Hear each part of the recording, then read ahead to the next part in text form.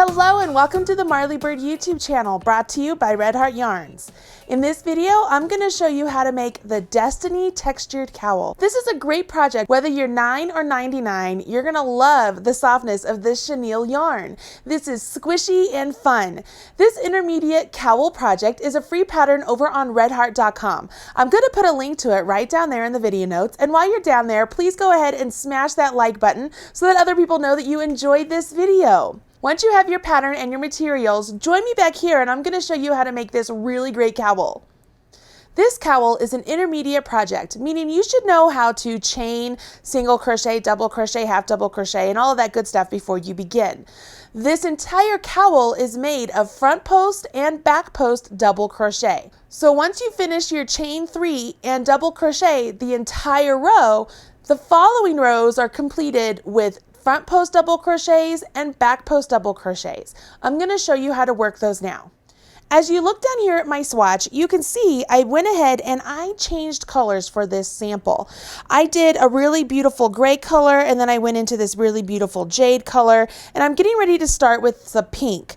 The reason I've done this is I want you to be able to see how the stitches begin to look as you're working them. So I'm going to start here with the pink, and I'm beginning with my chain 3. So it's as if I'm starting a row 2. So I've went ahead and I've chained 3 and I'm getting ready to start with my stitch pattern.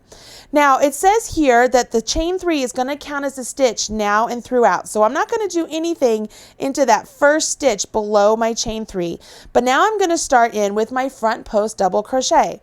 So I yarn over my hook and I'm going to come down here to this front or to this stitch, and I'm going to work a front post double crochet. For a front post double crochet, you go into the right side of the stitch, go around and come out the back side of the stitch, yarn over, and then follow that same path back. Go back and come back this way. So I have 3 loops on my hook and I complete it just like a regular double crochet. Let's do that again. I yarn over, go into the right side of the next stitch and come out the left side. So I have the actual post stitch resting on my hook. Yarn over, come out and back, and I complete my double crochet. The next stitch says that I need to do a back post double crochet.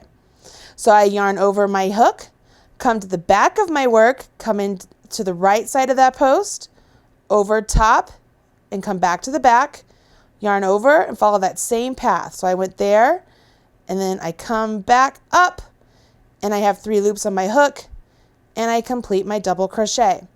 I'm going to do that 2 more times. So I come into the back, to the right side, over top, back to the left side, yarn over, come back that same path, and complete my double crochet. 1 more time. Come to the back, yarn over, reach back, yarn over, and complete. You see that? Now I'm to my 3 front post double crochets. So I'm going to complete these just like before. And one thing I want you to notice here is I am putting my front post double crochets on top of back post double crochets from the previous row. Let me show you what I mean. So I just finished my 3 front post double crochets. Now I need to do 3 back post double crochets.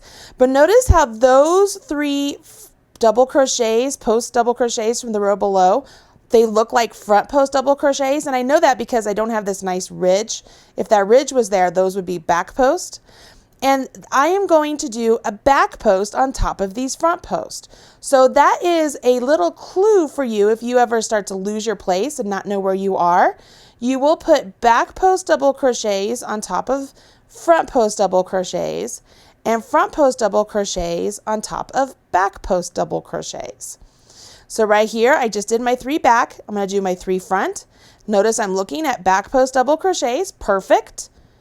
And I go on down the row just like this. Now I'm going to work to the end of the row, and I'm going to show you how I do the very last stitch of the row. I'm to the last stitch of the row, and it says that I'm supposed to finish off with a front post double crochet around this last one. Well, there really isn't a post stitch, right? Because there's just a chain 3. So what I'm going to do is I am going to just finish my row with a double crochet, just like that. Okay, I went right into the whole space and just finished my double crochet.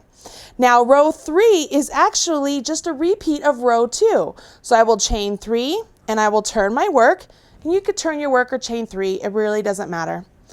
And I'm going to go ahead and I jump in, and I start off with my first 2 stitches being front post double crochet, and my little sample holds true where I'm looking at back post, remember, because we have this nice little ridge, and I'm going to work a front post. So that really helps you make sure that you are in the correct part of the stitch pattern as you're working along. And what that's also going to do is give you this really nice kind of rigid look for the entire cowl. So I'm going to set this down and let's take a look at what I mean. You can see these nice ridges right there, right? You see those ridges? They look like horizontal ridges, and then we have the vertical post going on. And those are created by doing the front post double crochets and the back post double crochets. Whenever we do a back post double crochet, we get a ridge on that portion of the work, okay? And when we do a front post double crochet, we don't have a ridge on this side, but if I were to hold that same stitch and flip it over, there's my ridge on that side. It's just the opposite look. It's very similar to knits and purls in knitting. So if you're a knitter, this is one way to think about it, is that when you're doing a front post double crochet, it's like you're knitting and you're putting that purl on the opposite side. And when you're doing a back post double crochet, it's like you're purling and putting the knit on the opposite side. As you carry on with this pattern, you'll notice that these ridge patterns will create a nice diagonal. So as you're going along, if for some reason you accidentally got off pattern, your little diagonal won't be there. You won't have the nice spacing between your horizontal lines and your vertical post going along. So you'll be able to rip back and fix your work. I will caution you from ripping out this yarn too much because it will begin to fray the chenille. So if you notice that your yarn is beginning to be frayed quite a bit because you've ripped out so often, go ahead and cut the yarn and start past the point where you have ripped out in the yarn itself and start fresh. It will just make your project so super nice. This particular cowl is about 9 inches wide, and you make it until it measures about 65 inches long. Then you just seam the ends together so you have a nice really long loop, and you can twist it and put it on your neck and have a really great cowl.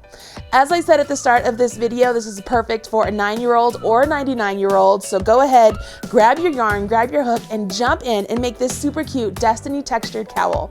Please hit subscribe so you're up to date whenever there's a new Marley Bird video released, and smash that like button, as my kids say. Talk to you soon. Bye, guys. It's been my first Marley Bird video. Hopefully you've enjoyed it. You'll smash that like button, as my kids say.